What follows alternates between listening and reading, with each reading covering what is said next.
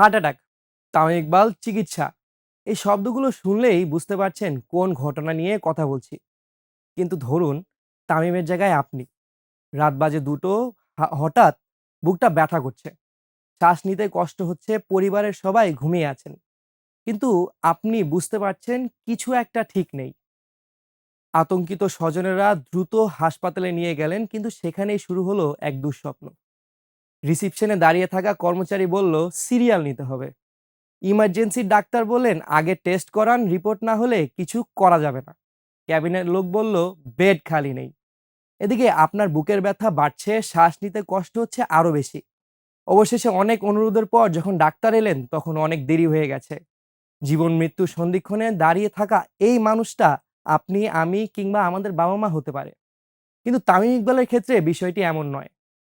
Tamim Iqbal heart অ্যাটাকের শিকার হলেন, কিন্তু সাভারে থাকা সত্ত্বেও তার ভাগ্য উন্নত চিকিৎসা ছিল। দ্রুত এনজিওগ্রাম হলো, স্টেন্ট বসানো হলো, সময় মতো ওষুধ দেওয়া হলো, কারণ তিনি একজন জাতীয় সম্পদ, দেশের গর্ব। কিন্তু সেই একই দেশে, সেই একই শেখ ফজিলাতুন্নেসা হাসপাতালে একজন শ্রমিক, একজন শিক্ষক কিংবা একজন মধ্যবিত্ত বাবা যদি হার্ট অ্যাটাক করতেন, তাহলে কি হতো?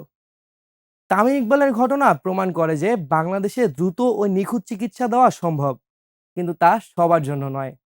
আপনি আমি যদি আজ অসুস্থ হয়ে পড়ি, তবে প্রথমে পড়ব অ্যাম্বুলেন্স সিন্ডিকেটের ফাঁদে। তারপর এক হাসপাতাল থেকে আরেক হাসপাতালে দৌড়াদৌড়ি করতে হবে। অনেক সময় হয়তো বলেই দেওয়া হবে চিকিৎসাই সম্ভব নয়। তামিম ইকবাল যদি বরিশালে থাকতেন, তাহলে তাহলে কি তিনি একই দ্রুত সেবা পেতেন? সন্দেহ আছে। ডিসি শক তো দেওয়া দূরের কথা, হয়তো তাকে ঘন্টার পর ঘন্টা বসিয়ে রাখা হতো।